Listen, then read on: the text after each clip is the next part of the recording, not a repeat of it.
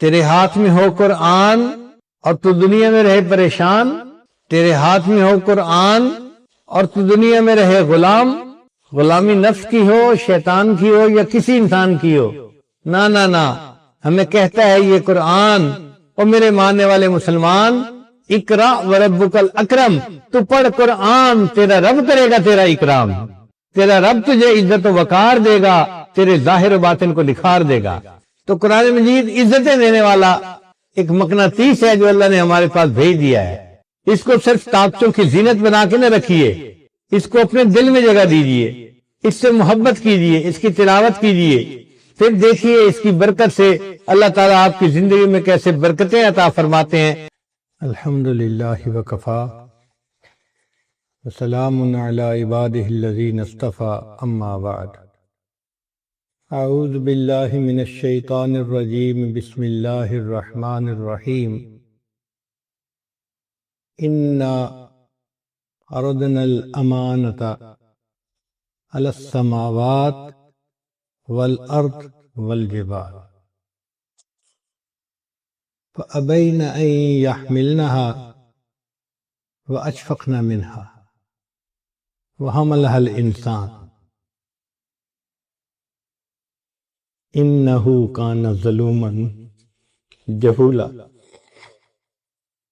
وقال اللہ تعالی فی مقام آخر: الف لام را کتاب انزلناہ الیک لتخرج الناس من الظلمات الی النور بإذن ربهم الی صراط العزیز الحمید۔ وقال رسول اللہ صلی اللہ علیہ وسلم: تبرک بالقرآن فإنہ کلام اللہ۔ سبحان ربک رب العزۃ عما یصفون وسلام علی المرسلین والحمد للہ رب العالمین۔ اللہم صلی علی سیدنا محمد وعلی آل سیدنا محمد وبارک وسلم۔ اللہ رب العزت نے قرآن مجید کو عطا فرما کر ہم پر احسان فرمایا۔ یہ کتاب ہدایت ہے، بھولے بھٹکے انسانوں کو سیدھا راستہ دکھانے والی کتاب، کار مذلت میں پڑے ہوئوں کو اوج ثریا پہ پہنچانے والی کتاب، اللہ سے بچھڑے ہوئوں کو اپنے اللہ سے ملانے والی کتاب ہے۔ اس کتاب کا دیکھنا بھی عبادت ہے، اس کا چھونا بھی عبادت ہے، اس کا پڑھنا بھی عبادت ہے، اس کا پڑھانا بھی عبادت ہے، اس کا سننا بھی عبادت ہے، اس کا سنانا بھی عبادت ہے، اور اس پر عمل کرنا سب سے بڑی عبادت ہے۔ جب انسان قرآن مجید پڑھتا ہے تو اللہ رب العزت اس کو خود سنتے ہیں۔ حدیث مبارکہ میں ہے: تم کسی گانا سننے والی عورت کا گانا اتنے شوق سے نہیں سنتے جتنے رغبت سے اللہ تعالیٰ قرآن پڑھنے والے بندے کے قرآن کو سن رہے ہوتے ہیں۔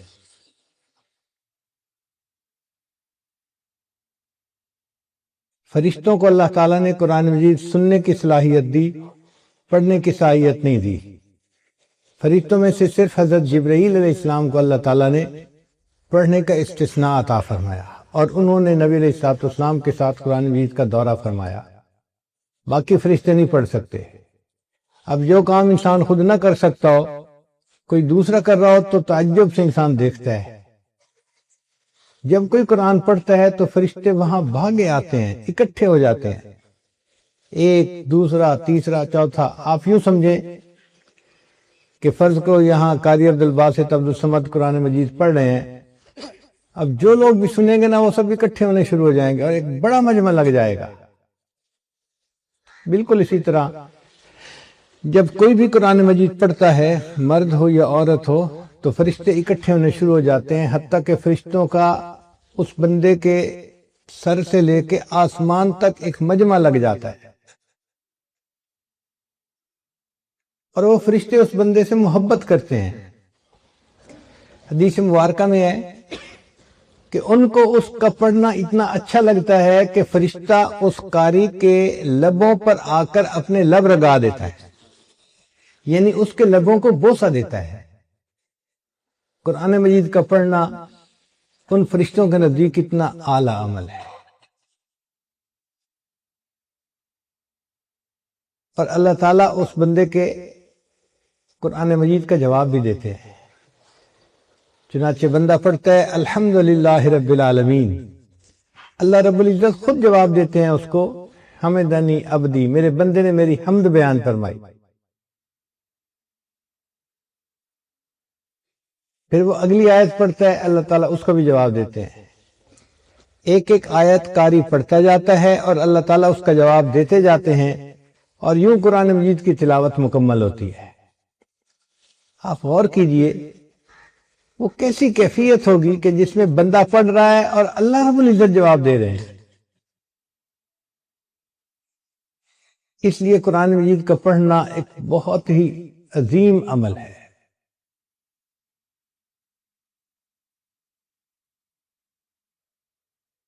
امام اعظم امام عاصم کوفی رحمۃ اللہ علیہ، شاید ان کا یہ واقعہ ہے جو میری یادداشت میں ہے، ممکن ہے کسی اور قاری کا ہو۔ وہ مسجد نبی میں قرآن مجید پڑھاتے تھے، مگر ان کے منہ سے بہت خوشبو آتی تھی۔ سارے شاگرد حیران، حضرت الائچی استعمال کرتے ہیں یا کوئی اور خوشبو استعمال کرتے ہیں کہ منہ سے اتنی خوشبو آتی ہے؟ چنانچہ ایک طالب علم ان کے پیچھے لگ گیا، حضرت آپ بتائیں کیا استعمال کرتے ہیں، خوشبو بہت آتی ہے۔ وہ بار بار کہتے بھئی میں کچھ منہ میں نہیں ڈالتا، حضرت خوشبو بہت آتی ہے، بھئی میں کچھ نہیں ڈالتا۔ اب کچھ بچے ہوتے ہیں نا لسوڑا ٹائپ، چپک ہی جاتے ہیں، وہ بھی اسی طرح کا تھا، لگا رہا حضرت آخر کوئی تو وجہ ہے، آخر یہ خوشبو کیوں آتی ہے؟ تو جب اس نے اصرار کے ساتھ پوچھا تو حضرت نے فرمایا کہ مجھے ایک رات خواب میں نبی علیہ السلام کی زیارت نصیب ہوئی، اللہ کے حبیب صلی اللہ علیہ وسلم نے فرمایا کہ عاصم تم میری مسجد میں قرآن پڑھانے میں مشغول رہتے ہو، لاؤ میں تمہارے لبوں کو بوسہ دوں۔ جس دن سے نبی علیہ السلام نے میرے لبوں کو بوسہ دیا اس وقت سے میرے منہ سے خوشبو آ رہی ہے۔ تو قرآن مجید کا پڑھنا اللہ رب العزت کے ہاں بڑا مرتبہ رکھتا ہے۔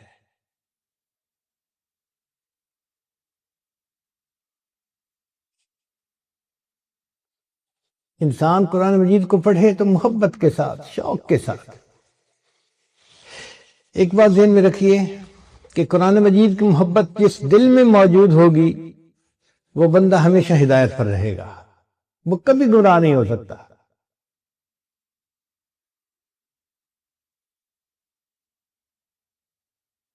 میں آج آپ کو دو واقعات سناتا ہوں،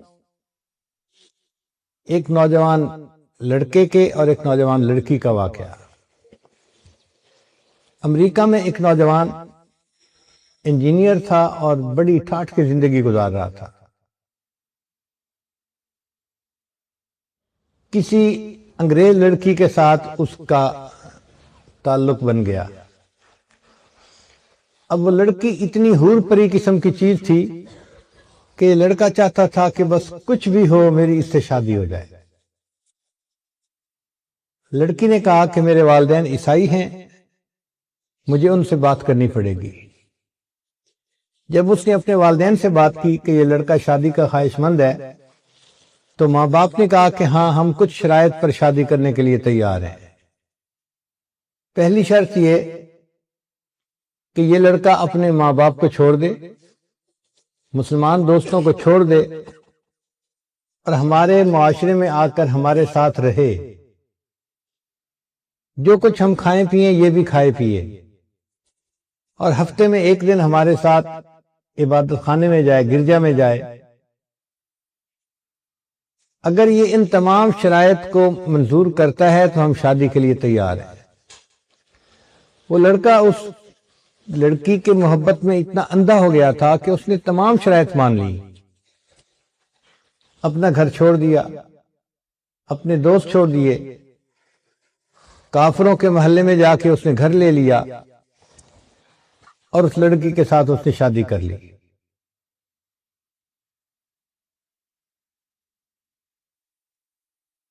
وہ آدمی کہتا ہے کہ میں بس اپنی شہوات کو پورا کرنے میں لگا ہوا تھا، نہ میں نماز پڑھتا تھا نہ کچھ اور کرتا تھا، صرف ایک کام تھا میرے اندر کہ میرے گھر کا جو دروازہ تھا اس کے سامنے دیوار کے اوپر کچھ الماری بنی ہوئی تھی، اس میں کتابیں رکھی ہوئی تھیں، اور ان کتابوں میں ایک اللہ کا قرآن بھی رکھا ہوا تھا۔ میں گھر میں آتے جاتے اس کے اوپر نظر ڈالتا اور اپنے دل میں اپنے آپ کو ملامت کرتا کہ تو نفس کا پجاری ہے، نفس کا بندہ ہے، تو نے اپنی نفس کی خاطر سب کو چھوڑ دیا، لیکن یہ قرآن میرے اللہ کا کلام ہے۔ میں اس قرآن مجید پر محبت کی نظر ڈالتا تھا، صرف محبت کی نظر، پڑھتا نہیں تھا، آتے جاتے محبت سے دیکھتا تھا بس۔ کئی سال اسی طرح گزر گئے۔ ایک دن میں دفتر سے واپس آیا تو میں نے دیکھا کہ اس جگہ پر قرآن مجید نہیں پڑھا ہوا، تو میں نے اپنی وائف سے پوچھا کہ یہاں ایک سبز رنگ کی کتاب تھی، اس کا کیا بنا؟ اس نے کہا میں نے کتابوں کی صفائی کی، جن کتابوں کو نہ آپ پڑھتے ہیں نہ میں پڑھتی ہوں، میں نے ان کتابوں کو نکال کے باہر ردی کے ٹوکرے میں پھینک دیا ہے۔ وہ کہتے ہیں کہ جب میں نے سنا کہ اللہ کے قرآن کو ٹریش کین میں اس نے پھینک دیا تو میں فوراً بھاگا اور میں نے ٹریش کین کو اٹھایا اور میں نے اس کو چوما کہ بے ادبی ہو گئی۔ وہ مجھے دیکھ رہی تھی۔ اس نے کہا کہ تجھے کیا ہوا، کیا ہو گیا، کیوں جذباتی ہو رہا ہے؟ میں نے کہا تجھے نہیں پتا یہ قرآن ہے، اللہ کا کلام ہے۔ اس نے کہا اچھا ابھی بھی تمہارے اندر اسلام کی کوئی رمق باقی ہے؟ میں جاتی ہوں، میں ابھی اپنے ماں باپ کو بتا کے آتی ہوں۔ چنانچہ وہ لڑکی تو اپنے ماں باپ کو بتانے چلی گئی، اور یہ لڑکا اسی وقت قریبی مسجد میں آ کے اپنے اللہ کو منانے آ گیا۔ قرآن مجید پر محبت کی نظر ڈالنے کی وجہ سے اللہ نے اس کے ایمان کی حفاظت فرما لی۔ پھر اس نے توبہ کی، اس لڑکی کو طلاق دی اور کسی مسلمان لڑکی سے شادی کی، اور بقیہ زندگی اس نے نیکی کے اوپر گزاری۔ تو قرآن مجید کی محبت اگر دل میں ہے اور ایک بندہ کچھ بھی اور عمل نہیں کرتا، صرف محبت کی نظر قرآن پہ ڈالتا ہے، یہ محبت کی نظر ڈالنا بھی اس کے لیے ہدایت کا سبب بن جاتا ہے۔ ایک ہندو لڑکی کا واقعہ ہے، چھوٹی بچی تھی 3-4 سال کی، وہ اپنی ایک کلاس فیلو کے گھر کھیلنے جاتی تھی، جیسے چھوٹے بچے ایک دوسرے کے گھر کھیلنے چلے جاتے ہیں۔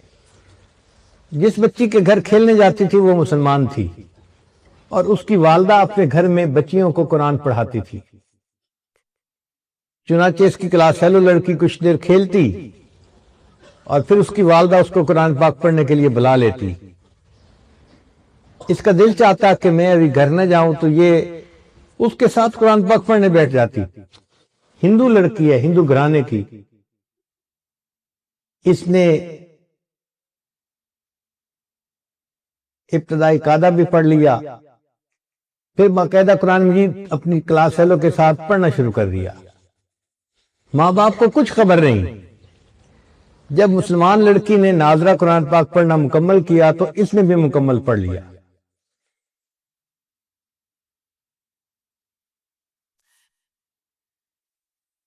پھر ایک وقت آیا کہ یہ بچی جوان ہو گئی۔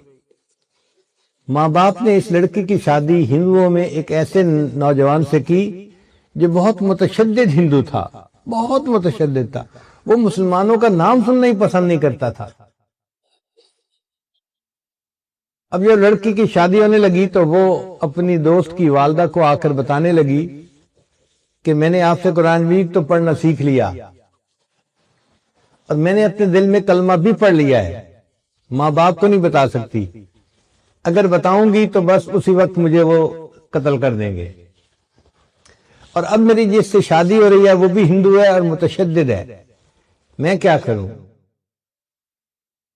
اس کی استانی نے اس کو تسلی دلائی کہ تجھے قرآن مجید سے محبت ہے، اللہ تعالیٰ تیرے ایمان کو ضائع ہونے سے بچائیں گے۔ چنانچہ اس استانی نے اس کے لیے شادی کا تحفہ تیار کیا اور اس کے بالکل نیچے قرآن مجید بھی رکھ دیا۔ جب تحفہ دیا تو اس نے اس کی والدہ کو کہا، لڑکی کی والدہ کو، کہ اس کی پیکنگ ہم نے بہت خوبصورت کروائی ہے، ہمارا دل چاہتا ہے کہ یہ بچی اس پیکنگ کو یہاں نہ کھولے، اپنے سسرال میں جا کے کھولے۔ تو ماں باپ نے بات کو مان لیا۔ چنانچہ اس طرح جب وہ لڑکی رخصت ہو کر اپنے سسرال میں پہنچی تو قرآن مجید کا ایک نسخہ بھی اس کے ساتھ اس کے گھر میں پہنچ گیا۔ لڑکی نے وہاں جا کے اس کو اپنے کہیں سامان میں چھپا دیا۔ اب اس کا خاوند جب دفتر چلا جاتا اور وہ گھر پہ اکیلی ہوتی تو وہ قرآن مجید کو نکال کے روزانہ پڑھتی تھی اور خاوند کے آنے سے پہلے پھر چھپا دیتی تھی۔ کئی سال اس نے اسی طرح گزار دیے، حتیٰ کہ وہ حاملہ ہو گئی۔ اب وہ سوچتی میں نے اپنے ایمان کو چھپایا ہوا ہے، خاوند گھر پہ نہیں ہوتا تو میں قرآن مجید پڑھ لیتی ہوں، اگر میرا بچہ پیدا ہوا تو میرے بچے کا ایمان کا کیا بنے گا؟ اور وہ دعائیں مانگتی کہ اللہ کوئی ایسی ترتیب بنا کہ میں اپنے بچے کو کلمہ پڑھاؤں اور وہ بھی مسلمان بن جائے۔ کوئی صورت نظر نہیں آتی تھی۔ اللہ کی شان دیکھیں، ایک دن اس کے خاوند نے ہاسپٹل میں ٹیسٹ کروائے تو کینسر ڈائیگنوز ہو گیا کہ جس بندے کو کینسر ہے۔ خاوند بڑا پریشان گھر آیا، اپنی بیوی کو دیکھ کے رو رہا ہے۔ بیوی نے پوچھا رو کیوں رہے ہو؟ اس نے کہا تو اتنی خوبصورت ہے، اتنی وفادار، اتنی محبت کرنے والی ہے، اور تیرا میرا ساتھ اب چند دن کا ہے، میں بس اب مرنے کے قریب ہوں۔ ڈاکٹر نے مجھے لا علاج قرار دے دیا ہے، کینسر اتنا پھیل گیا ہے کہ وہ کہتے ہیں کہ بس تو 1 مہینہ بھی زندہ نہیں رہے گا۔ اس بیوی نے کہا کہ نہیں، آپ پریشان نہ ہو، میرے پاس اس کی ایک دوا ہے، وہ میں کرتی ہوں، مجھے امید ہے آپ صحت یاب ہو جائیں گے۔ تو خاوند نے وعدہ کر لیا کہ اگر میں صحت یاب ہو گیا تو جو تم کہو گے میں وہ کام کر دوں گا، میں پوری کر دوں گا تمہاری خواہش کو۔ اس لڑکی نے سورہ فاتحہ پڑھ کے اس کو دم کرنا شروع کر دیا، کیونکہ اس نے اپنی استانی کو دیکھا تھا، وہ بیمار بچوں کو سورہ فاتحہ پڑھ کے دم کیا کرتی تھی۔ خاوند پوچھتا تم یہ کیا کر رہی ہو؟ وہ کہتی کہ میں تمہارا علاج کر رہی ہوں، تمہارا میرا وعدہ ہے، اگر تم صحت مند ہو گئے تو بس میری بات کو مانو گے۔ تو خاوند نے اس سے مزید پوچھنا چھوڑ دیا کہ تم کیا کرتی ہو کیا نہیں کرتی۔ اللہ کی شان، 1 مہینہ وہ لڑکی اس کو سورہ فاتحہ پڑھ کے دم کرتی رہی۔ پھر مہینے کے بعد جب ٹیسٹ کروائے تو ڈاکٹر نے کہا کہ آپ کو تو کبھی زندگی میں کینسر کا نشان تک نہیں تھا، اللہ نے اس کو صحت عطا فرما دی۔ اب جب رپورٹیں بالکل کلیئر آ گئیں، خاوند نے بیوی کو کہا کہ میں اپنا وعدہ پورا کرتا ہوں، بتاؤ کیا کہتی ہو؟ اس نے کہا کہ آپ کلمہ پڑھو، مسلمان ہو جاؤ۔ اس نے پوچھا تم یہ بات کیوں کر رہی ہو؟ پھر لڑکی نے اپنی پوری سٹوری سنائی کہ میں اپنی کلاس فیلو کی وجہ سے مسلمان عورت کے گھر میں جاتی تھی اور میں نے وہاں سے قاعدہ پڑھا، قرآن پاک پڑھنا سیکھا اور میں دل میں مسلمان ہو گئی تھی، اور جب آپ دفتر چلے جاتے تھے تو میں پیچھے قرآن پاک کی تلاوت کرتی تھی اور میں دعا کرتی تھی کہ اللہ کرے کہ آپ بھی مسلمان ہو جائیں اور میری ہونے والی اولاد بھی مسلمان ہو۔ اب آپ میری بات کو مانیں، آپ نے وعدہ کیا ہوا ہے۔ اللہ کی شان کہ اس نوجوان نے کلمہ پڑھا، وہ بھی مسلمان ہو گیا۔ پھر اس عورت کے ہاں بیٹا ہوا، اس نے اپنے بیٹے کو بھی کلمہ سکھایا۔ اب یہ میاں بیوی اور بیٹا سب مسلمان کلمہ پڑھنے والے۔ ان کو ڈر یہ تھا کہ ہم اگر اظہار کر دیں گے تو ہمارے برادری والے ہمیں زندہ نہیں چھوڑیں گے۔ خاوند نے کہا فکر نہ کرو، میں اس کا بندوبست کرتا ہوں۔ اس نے اپنی جاب کے لیے سعودی عرب اپلائی کیا اور اللہ نے اس کو ایک اچھی جاب عطا فرما دی۔ چنانچہ یہ اپنی بیوی اور بچے کو لے کے سعودی عرب چلا گیا اور باقی زندگی اس نے سعودی عرب میں مسلمان بن کے گزاری۔ یہ قرآن مجید کی تلاوت بھی کرتا تھا اور وہاں 5 وقت کی نمازیں بھی پڑھتا تھا۔ قرآن مجید کی محبت نے اس لڑکی کے ایمان کو بچا لیا۔ قرآن مجید کہف ہے، جیسے اصحاب کہف کے ایمان کو اللہ نے کہف کے اندر محفوظ فرما لیا تھا، قرآن مجید بھی کہف ہے، جو اس سے محبت کرے گا اس کا ایمان محفوظ رہے گا۔ چنانچہ قرآن مجید کی باقاعدہ تلاوت کرنا، اس کا درس سننا، ترجمہ پڑھنا، اس کو یاد کرنا، یہ سارا کا سارا ایسا عمل ہے کہ جس سے اللہ تعالی بندے کے ایمان کی حفاظت فرماتے ہیں۔ یہ کتاب ہدایت ہے، بندے کو ہدایت نصیب ہوتی ہے۔ آپ اگر رکشے کو دیکھیں نا تو دیکھتے ہی پتہ چلتا ہے کہ یہ ایک ایسی مشین ہے جو بچوں، عورتوں کو، مردوں کو محلے کے ایک حصے سے لے کے دوسرے حصے تک پہنچا دیتی ہے۔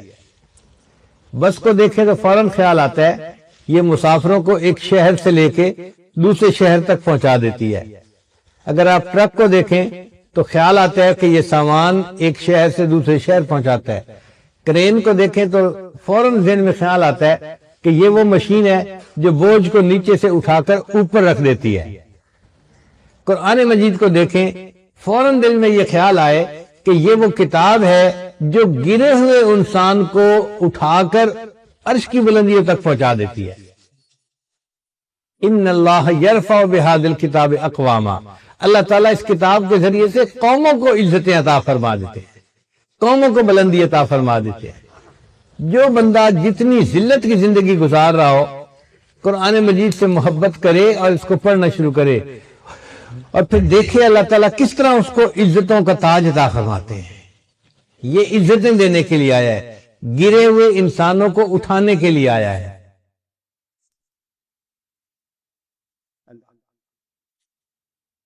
قرآن عظیم الشان۔ سیدنا عمر رضی اللہ عنہ کے زمانے آپ اپنے فوجیوں کو لے کے مکہ مکرمہ میں ایک پہاڑی کے اوپر چڑھ رہے ہیں۔ ایک جگہ ٹرن لیتے ہوئے آپ رک گئے اور نیچے وادی میں دیکھنا شروع کر دیا۔ اب دوپہر گرمی کا وقت ہے، سب لوگ پسینے میں شرابور، اور امیر المومنین کھڑے ہیں، ان کی وجہ سے باقی لوگ بھی کھڑے ہیں۔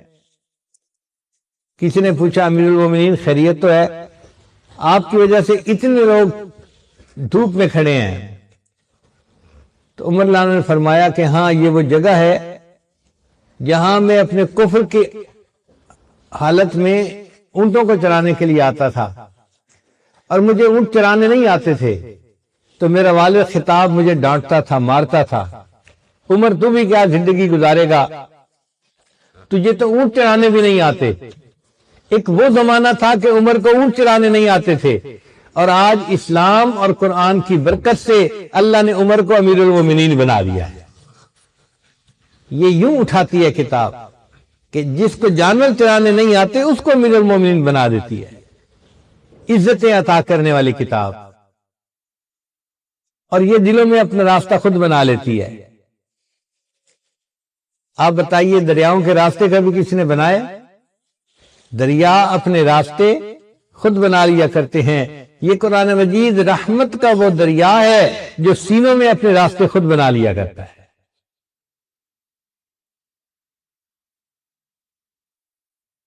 مجھے اپنی زندگی میں ایک مہینہ دنیا کے مشہور قاری عبد الباسط عبد الصمد کے ساتھ امریکہ میں گزارنے کا موقع ملا۔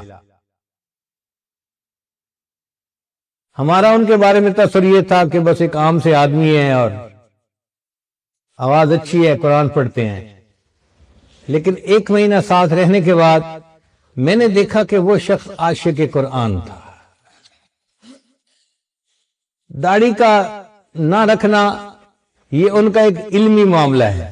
مصر کے علماء سمجھتے ہیں کہ داڑھی ہوتی ہے صرف مرد اور عورت کے درمیان فرق کرنے کے لیے، تو اگر کوئی مچھے رکھ لیتا ہے تو مرد اور عورت میں فرق ہو جاتا ہے، تو داڑھی رکھنا لازم نہیں ہوتی۔ اسی وجہ سے علامہ اقبال نے بھی داڑھی نہیں رکھی، حالانکہ یہ بندہ اندر سے اولیاء کی صفات رکھنے والا بندہ تھا۔ میں نے دیکھا قاری صاحب کو ہر وقت قرآن مجید کی تلاوت کرتے تھے۔ ہمیں پتہ چلا کہ روزانہ ایک قرآن مجید پڑھنے کا ان کا روز کا معمول ہے۔ ایک قرآن مجید پڑھا، جب دیکھو قرآن پڑھ رہے ہیں، میں نے اپنی زندگی میں ان کو فالتو بات کرتے نہیں دیکھا، ایک لفظ بولتے نہیں دیکھتا. لوگ باتیں کر رہے ہوتے تھے، ادھر کا ٹاپک ادھر کا ٹاپک، ان کو کوئی واسطہ ہی نہیں ہوتا تھا، وہ بس بیٹھے ہوئے اپنی قرآن پڑھ رہے ہوتے تھے. اور اس عشق قرآن کی وجہ سے اللہ نے ان کو دنیا میں عزتیں عطا فرمائی. ایک مرتبہ ایک شخص نے ان سے سوال پوچھا قاری صاحب سے، قاری صاحب آپ نے بھی قرآن کا کوئی معجزہ دیکھا؟ کہا میں نے بہت معجزے دیکھے قرآن پاک کے، ہمیں بھی سنائے کوئی. تو قاری صاحب نے عجیب واقعہ سنایا. کہنے لگے یہ وہ وقت تھا جب انور سادات مصر کا پریزیڈنٹ تھا، وہ رشیا گیا تو رشیا کے لوگوں نے اسے کہا کہ کیا تم قرآن پڑھتے ہو، یہ ہماری ریڈ بک سنبھالو اور کمیونسٹ بن جاؤ، ہم تمہاری مدد کریں گے اور تمہیں ترقی یافتہ ممالک میں ہم شامل کروا دیں گے. تو اس نے آگے سے کچھ جواب دینے کی کوشش تو کی مگر ان کی تسلی نہ کروا سکا.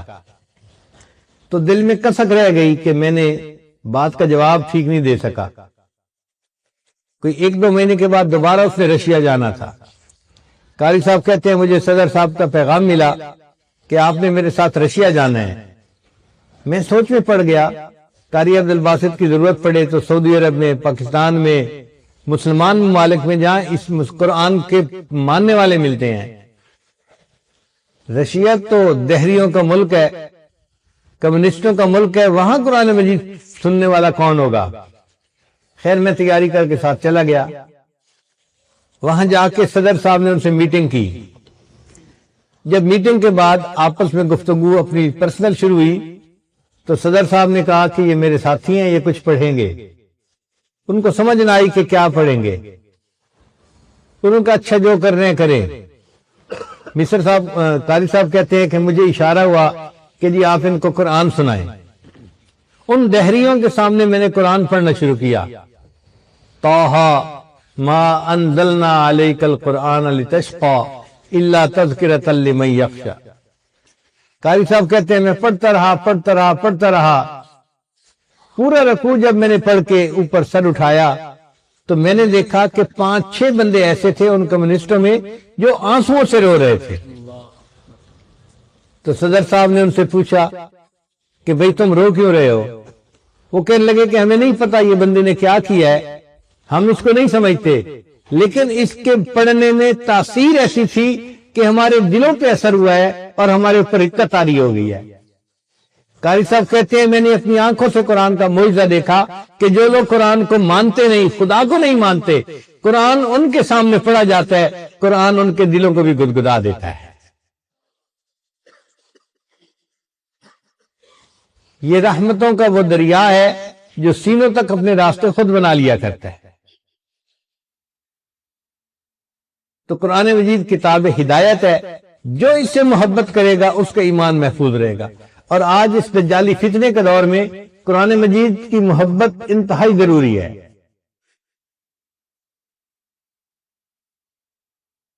اس لیے جس گھر میں ایک حافظ ہوگا وہ 10 بندوں کو لے کے جنت میں جائے گا. 10 بندوں کا کیا مطلب؟ عام طور پر ایک گھر کے 10 بندے ہوتے ہیں ایوریج، 2 ماں باپ اور 2 بڑے، نانا نانی یا دادا دادی، چلو وہ بھی ساتھ رہتے ہیں تو 4 ہو گئے، اور 5-6 بچے. تو اس کا مطلب کہ 9-10 کے اندر اندر ایک ایوریج فیملی ہوتی ہے. زیادہ بھی ہو سکتی ہے، اولاد زیادہ ہو گئی، اور کئی کی کم ہوتی ہے تو کم بھی ہوتے ہیں. تو ایوریج عام طور پر آپ دیکھیں گے کہ ایک فیملی کے 10 ممبر ہوتے ہیں. تو ایک حافظ 10 بندوں کو لے کے جنت میں جائے گا. یعنی جس گھر میں کوئی بچہ یا کوئی بچی حافظ یا حافظہ ہوگی اس گھر کے سارے لوگ اللہ کے فضل سے جنت میں جائیں گے. اب بتائیے کتنا سستا سودا ہے. اور ایک عالم 400 بندوں کو لے کے جنت میں جائے گا. اس میں کیا حکمت ہے؟ اگر ایک گھر کے 10 بچے ہیں یا 10 بندے ہیں تو ایک برادری میں تقریباً 40 گھر ہوتے ہیں جو آپس میں رشتہ داریاں کرتے ہیں، خوشی غمی میں شریک ہوتے ہیں. جو قریب لوگ ہوتے ہیں نا، قریب گھر، وہ 30-40 ہی ہوتے ہیں، اس سے زیادہ نہیں ہوتے. تو ایک عالم اگر ہوا تو وہ 40 گھر کے لوگوں کو لے کے جنت میں جائے گا، یعنی ایک عالم اپنی پوری برادری کو لے کے جنت میں جائے گا. اس لیے بچوں کو قرآن مجید کا حافظ بنانا، اس کا شوق دل میں ہونا چاہیے. بعض لوگوں کو دیکھا ہے وہ کہتے ہیں جی بچیوں کو حافظ نہ بناؤ. کیوں بھائی؟ اور جی بچیاں قرآن مجید بھول جاتی ہیں. بھئی بھول تو بچے بھی جاتے ہیں اور نہیں بھی بھولتی، ایسی بھی بچیاں ہیں کہ جو مسلسل یاد رکھتی ہیں. تو یہ کیا لاجک ہوئی جی کہ ان کو قرآن مجید یاد نہیں کروانا چاہیے؟ جی شادی کے بعد فرصت نہیں ملتی، بچے ہو جاتے ہیں، فرصت نہیں ملتی، مہینے میں 10 دن تو ویسے ہی قرآن نہیں پڑھنا ہوتا، تو بچیاں بھول جاتی ہیں، ان کو قرآن نہیں یاد کروانا چاہیے. کبھی اس آئیڈیا کو بائی نہ کریں. دیکھیں عورت کی زندگی کے 3-4 فیز ہوتے ہیں. پہلے زندگی کے 20-25 سال وہ پڑھائی کا فیز ہوتا ہے، والدین کے گھر میں رہتی ہے، کالج یونیورسٹی میں پڑھتی ہے، قرآن مجید پڑھتی ہے، عالمہ بنتی ہے، وہ پڑھائی کی عمر ہے، یہ پہلا فیز ہے. پھر دوسرا فیز اس کی شادی ہو جاتی ہے. اب شادی کے بعد اس کی اولاد ہوتی ہے، بچے ہوتے ہیں، یہ فیملی بنانے کا فیز ہے عورت کے لیے. تو عورت اپنا گھر بناتی ہے، ایک گھر کا سیٹ اپ تیار ہوتا ہے. یہ بھی تقریباً 15-20 سال کا فیز ہوتا ہے. 40 سال کی عمر تک وہ اپنے بچوں سے فارغ ہو چکی ہوتی ہے. پھر اس کے بعد ایک تیسرا فیز آتا ہے جس میں اس کے بچے بھی بڑے ہو چکے ہوتے ہیں اور گھر میں اس کے بہویں بھی آ چکی ہوتی ہیں اور وہ گھر کی ملکہ ہوتی ہے. اس وقت خاوند کے دل میں بھی جگہ بن چکی ہوتی ہے اور اس وقت یہ آنٹی جو ہے بڑی بااختیار عورت ہوتی ہے. گھر کو مدرسہ بنانا چاہے تو بنا سکتی ہے، بچوں کو دین پڑھانا چاہے تو پڑھا سکتی ہے، اس کا حکم چلتا ہے. یہ جو عمر ہے نا عورت کی 40, 50, 60، یہ ایسی عمر ہے کہ اکثر عورتیں اس میں مصلح سنبھال لیتی ہیں. جو نیک ہوتی ہیں وہ مصلح سنبھال لیتی ہیں اور جو نیک نہیں ہوتی وہ غیبتوں میں اور رسم و رواج میں اور کلر میچنگ میں لگی ہوتی ہیں. لیکن اکثر عورتوں کو دیکھا کہ وہ نماز پڑھتی ہیں، درود شریف پڑھتی ہیں اور نیکی کرتی ہیں اس عمر میں. وہ بچی جو حافظہ بنی تھی اور اس نے اتنا قرآن پاک نہیں پڑھا تھا اور بھول گئی تھی، ہم نے دیکھا اس عمر میں آ کے وہ عورت اپنے قرآن مجید کو پھر تازہ کر لیتی ہے اور اس کی عمر میں یہ حصہ ایسا ہوتا ہے کہ وہ قرآن مجید کی پکی حافظہ بن جاتی ہے. اس لیے بچیوں کو ضرور حافظہ بنانا چاہیے. وہ دنیا سے جاتی ہیں تو حفظ کے نور کو ساتھ لے کے جاتی ہیں اور اس کی برکت ان کو پوری زندگی محسوس ہوتی ہے.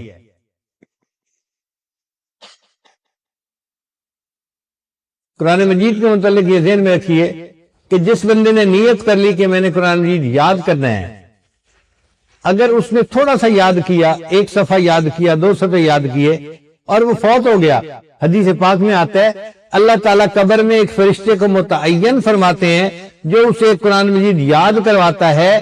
قیامت کے دن یہ حفاظ کے ساتھ کھڑا کیا جائے گا.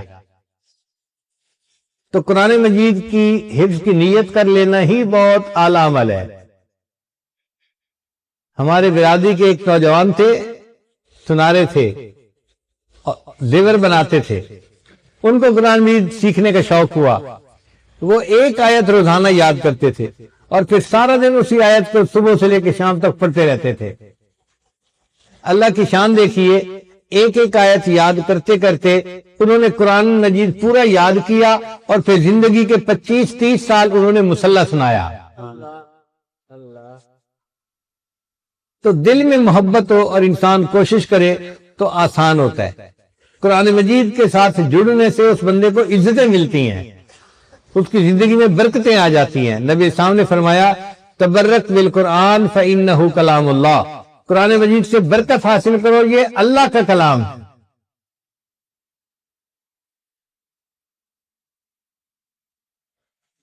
تو قرآن مجید کی محبت کو دل میں بڑھائیے اور قرآن مجید کی تلاوت کو اپنے لیے حرز جاں بنا لیجئے. کوئی دن قرآن مجید کے تلاوت کے بغیر نہیں گزرنا چاہیے. اگر ایسی محبت دل میں آ گئی تو ایمان محفوظ رہے گا. اور یہ بھی ذہن میں رکھیے کہ دنیا میں جس کسی کو عزت ملی قرآن مجید کے حفظ، قرآن مجید کے عشق کی وجہ سے عزت ملی. جس کو بھی عزت ملی قرآن مجید کے عشق کی وجہ سے.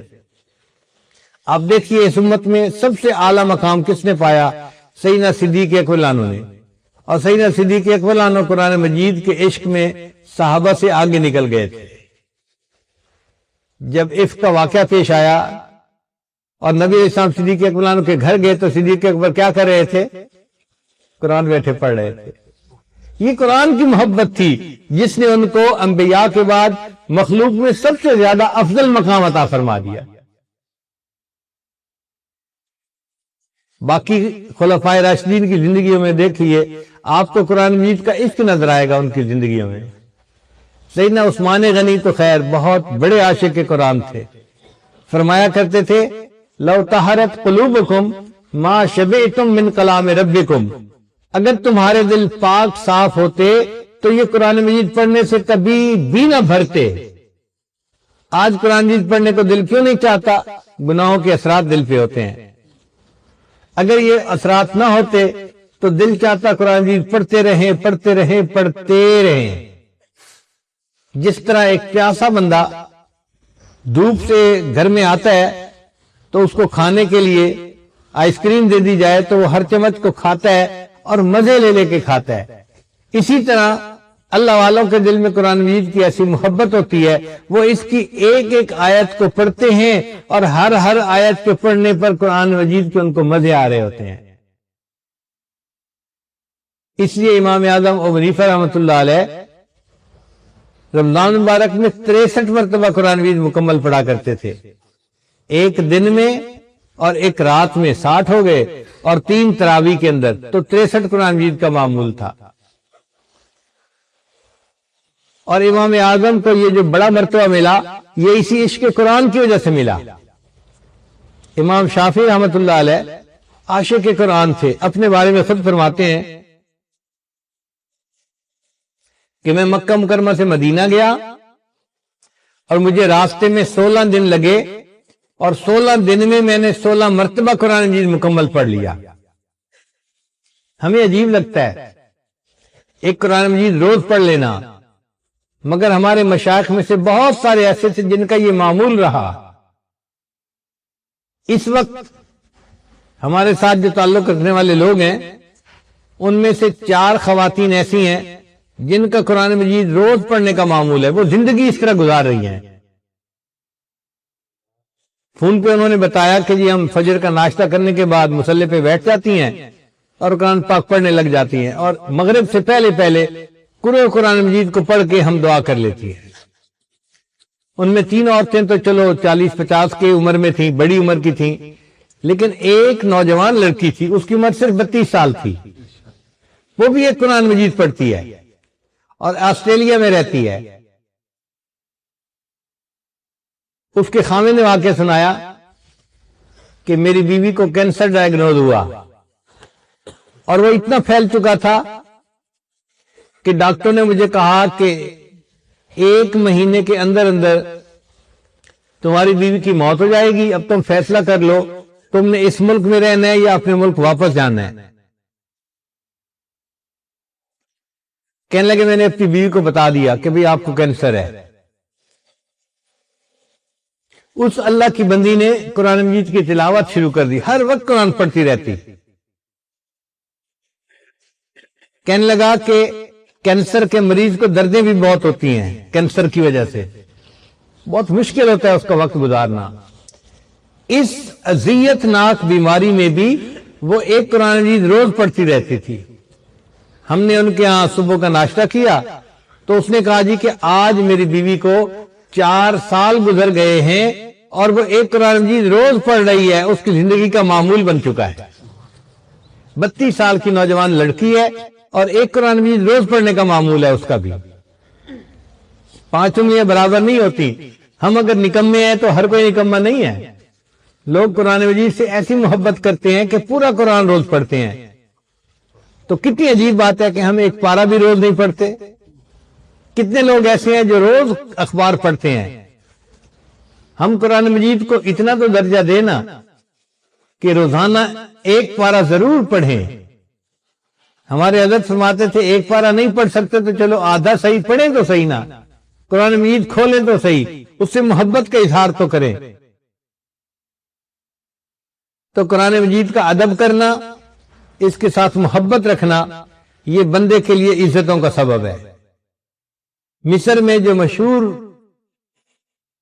بادشاہت گزری، خلافت عثمانیہ جس کو کہتے تھے، تو یہ جو عثمان نوجوان تھا، قرآن مجید کی محبت کی وجہ سے اللہ نے اس کو وقت کی شاہی عطا فرمائی تھی۔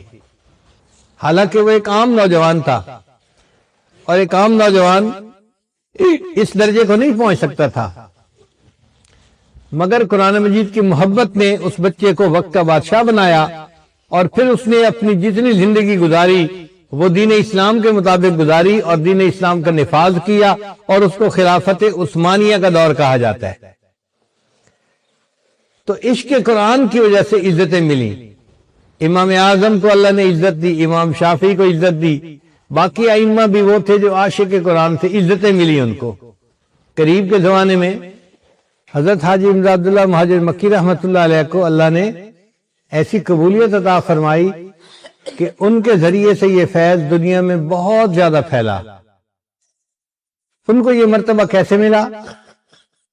ان کے شیخ جو تھے میاں جی نور محمد جھنجھانوی رحمۃ اللہ علیہ عاشق قرآن تھے۔ تو جس کو بھی دنیا میں اونچا مرتبہ ملا، اونچا مقام ملا، آپ یہ سمجھ لیجئے کہ وہ یا تو خود عاشق قرآن ہوگا، یا اس کے پیچھے کسی عاشق قرآن کی دعائیں ہوں گی جس کی وجہ سے یہ رتبہ ملا۔ حضرت مولانا الیاس رحمۃ اللہ علیہ سے اللہ نے دعوت و تبلیغ کا کام لیا، یہ کتنی بڑی سعادت ہے۔ ان کے والد جو تھے وہ عاشق قرآن تھے، بچوں کو قرآن پڑھایا کرتے تھے، اور یہ اس والد کی دعا تھی کہ اللہ نے ان کے بیٹے کو اتنے عظیم مقصد کے لیے قبول فرما لیا۔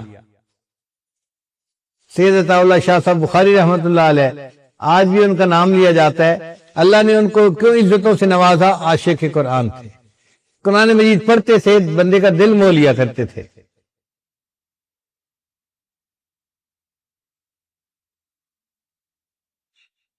ایک مرتبہ علی گڑھ کالج میں ان کا پروگرام رکھا گیا، وہاں پہ دو مختلف جماعتیں تھیں، ایک ان کے موافق تھی اور دوسری ان کے مخالف تھی، مگر مخالف جماعت کا زور زیادہ تھا۔ انہوں نے فیصلہ کیا کہ ہم نے عطا اللہ شاہ صاحب کو تقریر نہیں کرنے دینی۔ چنانچہ جب ان کو سٹیج پہ بلایا گیا کہ شاہ صاحب آئیں تقریر کرے، تو وہ طلباء کھڑے ہو گئے اور انہوں نے نعرے بازی شروع کر دی، ہلڑ بازی شروع کر دی کہ ہم نے بیان نہیں سننا، نہیں سننا، بہت شور مچایا۔ حضرت شاہ صاحب مائک پہ تشریف لائے اور طلباء کو فرمایا کہ عزیز طلباء، مجھے تقریر کے لیے بلایا گیا ہے اور آپ کہتے ہیں کہ ہم نے تقریر نہیں سننی۔ میں آپ کی بات مان لیتا ہوں، میں تقریر نہیں کرتا، مگر میں اتنا سفر کر کے آیا ہوں، تو کیا آپ مجھے اجازت دیتے ہیں میں آپ لوگوں کو ایک قرآن مجید کا رکوع سنا دوں؟ اب اس بات پہ طلباء کے اندر دو دھڑے بن گئے، بعض کہتے تھے ہم نے نہیں سننا، دوسرے کہتے تھے قرآن نہیں سننا، یہ کیا بات ہوئی؟ چنانچہ سننے والے لوگ غالب آ گئے اور ان کا جی حضرت آپ قرآن سنائیے۔ حضرت شاہ صاحب نے ایک رکوع کی تلاوت فرمائی، اور قرآن مجید کی تاثیر ایسی تھی کہ پورے مجمع کے دل جو تھے اس سے متاثر ہوئے۔ رکوع مکمل کرنے کے بعد حضرت نے فرمایا کہ میں سامعین سے یہ پوچھتا ہوں، اگر اجازت دے تو میں نے جو رکوع پڑھا ہے میں اس کا کچھ ترجمہ آپ کے سامنے پیش کر دیتا ہوں۔ مجمع نے کہا بہت اچھا، اور حضرت شاہ صاحب نے 3 گھنٹے تقریر فرمائی۔ تو دنیا میں جس کو عزتیں ملی ہوں گی نا، یہاں بھی ملی، یا تو وہ خود عاشق قرآن ہوگا، یا اس کے پیچھے کسی نہ کسی عاشق قرآن کی دعا ہوگی، اس کی ماں قرآن مجید کی عاشقہ ہوگی، اس کا والد قرآن مجید کا عاشق ہوگا، اس کی دعاؤں کی برکت سے اللہ نے اس بچے کو پھر یہ عظمت عطا فرمائی۔ آپ اس ادارے کو جو دیکھ رہے ہیں، اتنا بڑا ادارہ ہے اور 27 ملکوں میں قرآن مجید کی تعلیم جاری ہے، اس کی وجہ یہ ہے کہ حضرت قاری صاحب کے اندر اللہ نے قرآن مجید کی محبت رکھی ہے۔ اس قرآن مجید کی محبت کا یہ نتیجہ ہے کہ اللہ نے ان کو عزتیں عطا فرما دی ہے۔ ان اللہ یرفع بہذا الکتاب اقواما، اللہ اس کتاب کے ذریعے سے قوموں کو بلندی عطا فرماتے ہیں۔ آپ قرآن مجید سے محبت کر کے تو دیکھیے، آپ کو خود بات سمجھ میں آ جائے گی۔ ہمارے حضرت رحمت اللہ علیہ فرماتے تھے، تیرے ہاتھ میں ہو قرآن اور تو دنیا میں رہے پریشان، تیرے ہاتھ میں ہو قرآن اور تو دنیا میں رہے غلام، غلامی نفس کی ہو، شیطان کی ہو یا کسی انسان کی ہو، نہ نہ نہ، ہمیں کہتا ہے یہ قرآن، اور میرے ماننے والے مسلمان، اقرا وربک الاکرم، تو پڑھ قرآن، تیرا رب کرے گا تیرا اکرام، تیرا رب تجھے عزت و وقار دے گا، تیرے ظاہر و باطن کو نکھار دے گا۔ تو قرآن مجید عزتیں دینے والا ایک مقناطیس ہے جو اللہ نے ہمارے پاس بھیج دیا ہے۔ اس کو صرف طاقتوں کی زینت بنا کے نہ رکھیے، اس کو اپنے دل میں جگہ دیجیے، اس سے محبت کیجیے، اس کی تلاوت کیجیے، پھر دیکھیے اس کی برکت سے اللہ تعالیٰ آپ کی زندگی میں کیسے برکتیں عطا فرماتے ہیں۔ اللہ تعالیٰ ہمیں قرآن مجید کا حافظ بنائے، عالم بنائے، قاری بنائے، قرآن مجید کا داعی بنائے، قرآن مجید کا ناشر بنائے، اللہ تعالیٰ میں قرآن مجید کا عاشق بنائے، اور پوری زندگی اسی عشق کے اوپر جمع رہنے کی توفیق عطا فرمائے۔ وآخر دعوانا ان الحمد للہ رب العالمین۔ سبحان ربی العلی الوہاب، اللہم صلی علی سیدنا محمد وعلی آل سیدنا محمد وبارک وسلم۔ ربنا آتنا فی الدنیا حسنة وفی الآخرة حسنة وقنا عذاب النار۔ ربنا ظلمنا انفسنا وإن لم تغفر لنا وترحمنا لنكونن من الخاسرین۔ اے رب کریم، ہم آپ کے عاجز مسکین بندے ہیں، ہمارے گناہوں کو معاف فرما، خطاؤں سے درگزر فرما، عیبوں کی پردہ پوشی فرما۔ اللہ ہماری نگاہوں کو پاک فرما، ہمارے دلوں کو صاف فرما، ہمارے سینوں کو اپنی محبت سے لبریز فرما۔ اللہ ہماری توبہ کو قبول فرما۔ پروردگار عالم، جو گناہ دن میں کیے معاف فرما، جو راتوں میں کیے معاف فرما، جو محفل میں کیے معاف فرما، جو تنہائیوں میں کیے معاف فرما۔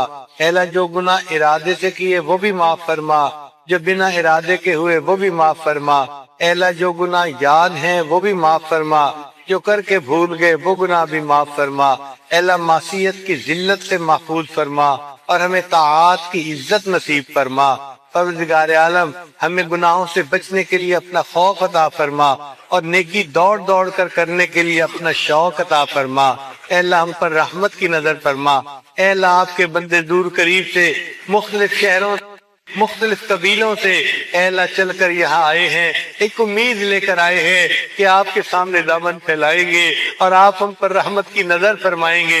اے اللہ، اس مجمع میں کتنے لوگ ہیں جو اپنے بال سفید کر بیٹھے، اور آپ کے پیارے محبوب صلی اللہ علیہ وسلم نے فرمایا کہ آپ کو سفید بالوں سے حیا آتی ہے۔ اے اللہ، ان سفید بالوں کی لاج رکھ لیجئے اور ہماری بخشش فرما دیجئے، ہماری توبہ قبول کر لیجئے۔ اللہ، آپ نے فرمایا میرے بندو ادعونی استجب لکم، تم دعا کرو میں دعاؤں کو قبول کروں گا۔ اللہ، ہم جو دعا کر رہے ہیں اپنی رحمت سے اس کو قبول فرما لیجئے۔ رب کریم، آپ نے فرمایا وَأَمَّا السَّائِلَ فَلَا تَنْهَرْ، سوالی کو انکار نہ کرو۔ جب ہم کمزوروں کو حکم ہے ہم سوالی کو انکار نہ کریں۔ اے اللہ، ہم بھی تو آپ کے در کے سوالی ہیں۔ اللہ، مہربانی فرمائیے، ہمیں اپنے در سے خالی نہ اٹھا دیجئے، ہمیں اللہ ناکام واپس نہ بھیج دیجئے، ہمارے سوال کو پورا فرما دیجئے۔ اے اللہ، ہماری ان دعاؤں کو اپنی رحمت سے قبول فرما۔ اے اللہ، جب ہم اپنی جوانی میں بھی آپ کے محتاج ہیں تو اپنے بڑھاپے میں آپ کے محتاج کیوں نہیں ہوں گے؟ اے اللہ، جب ہم امیری کی حالت میں بھی آپ کے محتاج ہیں تو فقیری کی حالت میں آپ کے محتاج کیوں نہیں ہوں گے؟ اے اللہ، جب ہم اپنی صحت کی حالت میں بھی آپ کے محتاج ہیں تو بیماری کے عالم میں آپ کے محتاج کیوں نہیں ہوں گے؟ اے اللہ، ایک بوڑھا بیمار اور ایک فقیر بندہ آپ کے سامنے دامن پھیلائے بیٹھا ہے۔ اللہ، مہربانی کر لیجئے، اللہ رحمت کر لیجئے، اللہ دعا قبول کر لیجئے، اللہ پورے مجمع کی مغفرت فرما دیجئے، اللہ پورے مجمع کی مغفرت فرما دیجئے۔ اے اللہ، ہم پر ترس کھا لیجئے، ہمارے پاس دکھانے کے لیے کوئی عمل نہیں، اے اللہ کہنے کے لیے کوئی بات نہیں، اے اللہ صرف اتنی سی بات ہے، آپ ہم پر رحم کھا لیں، ہم پہ درد کھا لیجئے اور ہم پر شفقت کی نظر ڈال دیجئے۔ اے اللہ تیری ایک نگاہ کی بات ہے، میری زندگی کا سوال ہے، اللہ رحمت کی ایک نظر ڈال دیجئے اور ہم عاجز مسکینوں کو اے اللہ توبہ قبول ہونے والوں میں شامل فرما لیجئے۔ رب کریم رحمت کا معاملہ فرما۔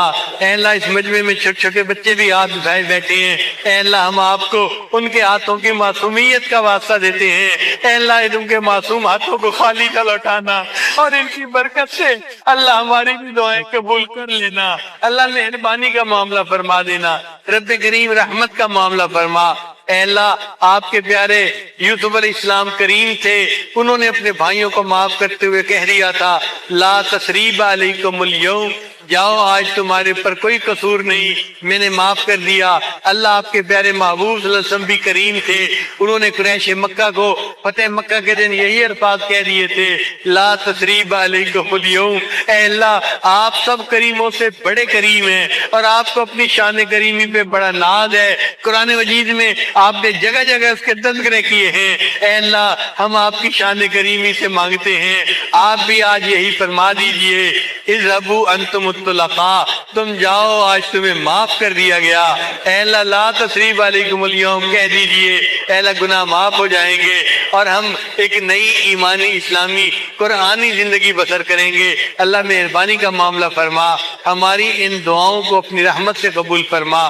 اللہ آپ نے قرآن مجید میں فرمایا ہے یا ایھا الناس انتم الفقراء، اے انسانو تم محتاج ہو فقیر ہو، اور پھر یہ بھی فرمایا انما الصدقات للفقراء، صدقات تو فقراء کے لیے ہوتے ہیں۔ اے اللہ جب ہم فقیر ہیں اور صدقات فقیروں کے لیے ہوتے ہیں، اللہ ہمیں اپنی رحیمی کا صدقہ دے دیجئے، اپنی کریمی کا صدقہ دے دیجئے، اپنی ستاری کا صدقہ دے دیجئے، اپنی غفاری کا صدقہ دے دیجئے۔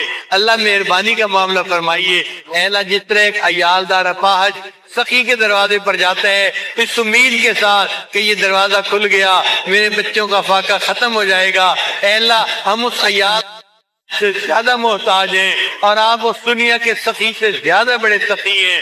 اللہ ہم آپ کا دروازہ اس امید سے کھٹکھٹا رہے ہیں، اگر آپ نے دروازہ کھول دیا ہمیں سعادت نصیب ہو جائے گی، ہمیں قبولیت مل جائے گی۔ اللہ مہربانی کا معاملہ فرما، ہماری ان دعاؤں کو اپنی رحمت سے قبول فرما۔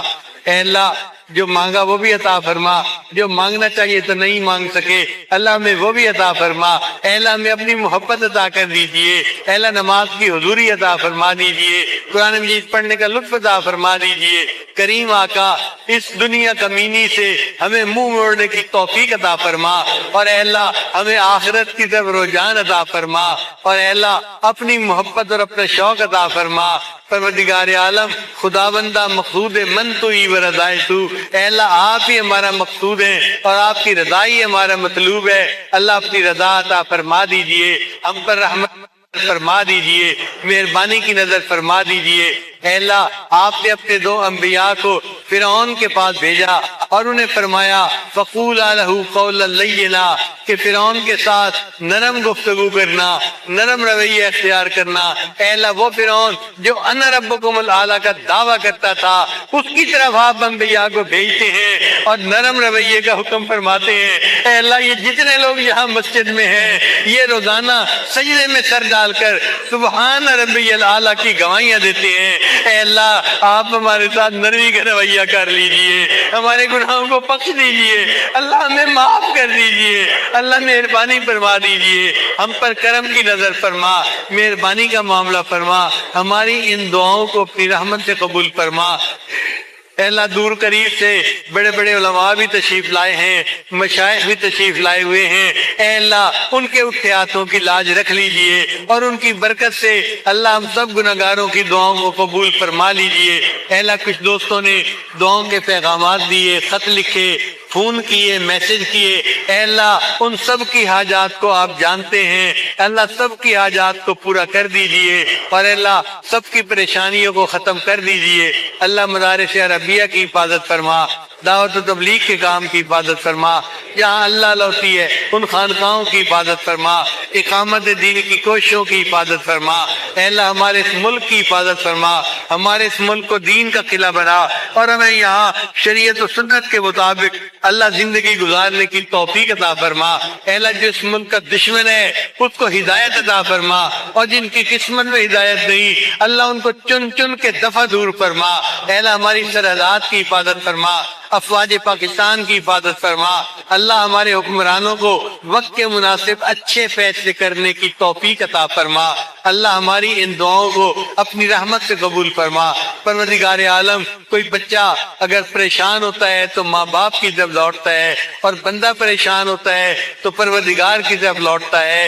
اے بے کسوں کے دستگیر، اے ٹوٹے دلوں کو تسلی دینے والے، اے خالی جھولیوں کو بھر دینے والے، میرے مالک ہم جھولیاں پھیلائے بیٹھے ہیں، ہم پر رحمت کی نظر کر دیجئے۔ اے اللہ دور عورتوں کا مجمع بھی آپ کے سامنے دامن پھیلائے بیٹھے ہیں، اے اللہ مہربانی کا معاملہ فرما۔ اے اللہ ان کے دل کی پریشانیوں کو دور فرما دیجئے۔ اے اللہ آپ نے تو خود ارشاد فرمایا کہ مرد گھر کی عورتوں کے ساتھ اچھا رویہ اختیار کریں، اچھی زندگی گزاریں۔ اے اللہ جب آپ نے ہم دونوں کو یہ حکم دیا ہے تو آپ کی بندیاں آپ کے سامنے دامن پھیلائے بیٹھی ہیں۔ اے اللہ یہ جائیں تو کہاں جائیں، مانگے تو کس سے مانگے، اپنے دل کا غم کس کو جا کر سنائیں۔ اے اللہ مہربانی فرما دیجئے۔ ہم نے تو دنیا دار لوگوں کو دیکھا ہے، کسی گھر کی عورتیں چل کے آ جائیں وہ تو قتل کے مقدمے بھی معاف کر دیتے ہیں۔ اے اللہ یہ اپنے گھروں سے چل کے یہاں آئی بیٹھی ہیں، اے اللہ ان کی دعائیں قبول فرما لیجئے، توبہ قبول فرما لیجئے، اور ان کو اللہ اپنی مقبول بندیوں میں شامل فرما لیجئے۔ اے اللہ ہمارے جو اسلاف ہمارے اکابر دنیا سے رخصت ہو گئے، اے اللہ ان سب کی بخشش فرما، اور ان کو اپنے قرب کے اعلیٰ ترین درجات عطا فرما۔ اللہ ہمارے قریبی دوست اور ساتھی حضرت مولانا سیف الرحمان درخواستی رحمت اللہ علیہ چند دن پہلے اللہ آپ کو پیارے ہو گئے، اے اللہ ان کی بخشش فرما دیجئے، اور ان کے پسماندگان کو صبر جمیل عطا فرما دیجئے، اور اے اللہ جو ادارہ چھوڑ کر گئے ہیں اس کو قیامت کی صبح تک اے اللہ شاد و آباد رکھیے اور جاری و ساری رکھیے۔ اے اللہ ہماری ان دعاؤں کو اپنی رحمت سے قبول فرما۔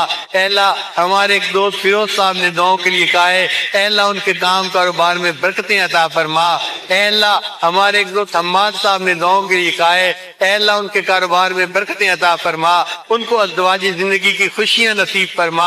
پروردگار عالم مہربانی کا معاملہ فرما، اور اے اللہ ہماری ان دعاؤں کو اپنی رحمت سے قبول فرما۔ پروردگار عالم ہمارے میلے دلوں کو صاف کر دیجئے، پتھر دلوں کو نرم کر دیجئے، اور اے اللہ ہمارے دلوں کو اپنی محبت سے بھر دیجئے۔ ہماری ان دعاؤں کو اپنی رحمت سے قبول فرما لیجئے۔ اے اللہ ہمارے شہر پر اپنی خصوصی رحمت نازل فرما، ہماری ان دعاؤں کو اپنی رحمت سے قبول فرما۔ جو مانگا وہ بھی عطا فرما، جو مانگنا چاہیے تو نہیں مانگ سکے اللہ ہمیں وہ بھی عطا فرما۔ اے اللہ ہمارے دین و حرم کی حفاظت فرما۔ اے اللہ ہمیں بار بار اپنے گھر کا دیدار عطا فرما، اپنے حبیب صلی اللہ علیہ وسلم کے در کی قبولیت والی حاضری بار بار نصیب فرما۔ ہماری ان دعاؤں کو اپنی رحمت سے قبول فرما۔ ربنا تقبل منا انک انت السمیع العلیم، تب علینا انک انت التواب